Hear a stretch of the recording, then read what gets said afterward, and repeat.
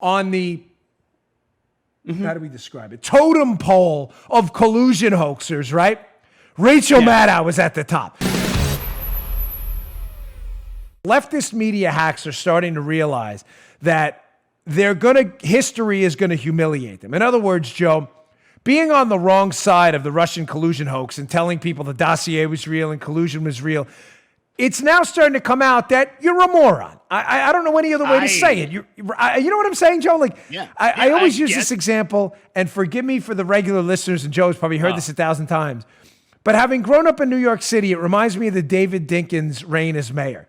David Dinkins was one of the worst mayors in the city's history. But because he was the first black mayor, there was this loyalty amongst liberal media types where they felt the need to constantly defend him. The city was falling apart. Nothing to do with him being black or white. The city was just in terrible condition. He was a liberal. Right. Liberalism hurts everyone. It doesn't matter what your skin color is. It's just terrible. Bottom line is, after Rudy Giuliani got into office and the city turned around and people started to notice streets got cleaner, crime rate was lower, the economy was booming, the media started to say to themselves, guys, we're going to look like idiots here in New York if we don't start to recognize that Dinkins was terrible and Giuliani turned it around. In other words, you can lie to the people for so long, and then after a while, you have to somehow save face. I promise you, you are seeing that turn now. Now, this is not, please, this is in no way meant to save these lunatics. They're all hacks. They lied to you forever. They know they lied to you, and they thought they could cover the lie almost in perpetuity. But now they're starting to figure out, okay, let's see. If I come out and turn on this person first, maybe history will save me. You get it? In other words, the collusion hoaxers are saying, if we turn on the biggest collusion hoaxers first, maybe history will say, okay, well, that guy was a collusion hoaxer, but at least he turned on the bigger collusion hoaxers first, and therefore he's okay. You dig? You do. You get it, right, Joe? Okay. So what's the evidence of this? Legal Insurrection, one of my favorite websites, run by the excellent William Jacobson, has a piece up today. Be in the show notes. Always a must read. Go to Bongino.com/newsletter. Subscribe. We'll send the show notes to the show right to you, okay? Piece up by William Jacobson. Again, we ask, why isn't Rachel Maddow treated like other crazy conspiracy theorists? The gist of this piece is this. If you read it and it's worth your time.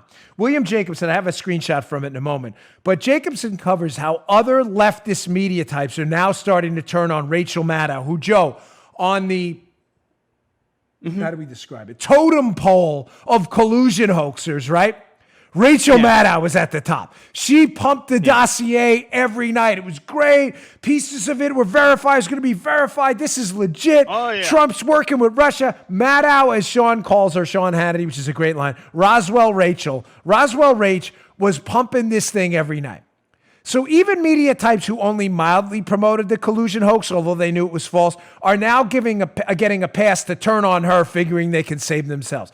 So this piece just mentions a few. Put up the screenshot from that piece.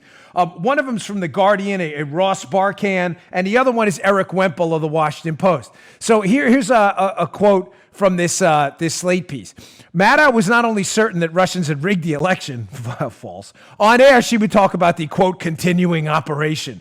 The idea that the Kremlin was controlling the Trump presidency itself. This is laughable stuff. In more sober times, this brand of analysis would barely cut it on a far-right podcast. In the Trump era, it was ratings gold. Maddow was much smarter than this, but the siren song of ratings is too difficult for a TV personality to ignore, especially when a television network is transformed from an also-ran, talking about NBC, into a contender. And Maddow's ratings were great. They're now collapsing because people realize they've been lied to. Ladies and gentlemen, Eric Wemple of The Washington Post, who, again, is not into like truth and journalism and investigative reporting. He's a hoaxer, too. Did a scathing, brutal takedown of Rachel Maddow. Yes, not the Washington Times, which is a good outlet. The Washington Post, a hack, fake, causing the darkness they say democracy dies in. Remember, democracy dies in the darkness? They turned the lights out. Wemple in the Washington Post, I'm telling you, did a brutal, savage takedown of Rachel Maddow.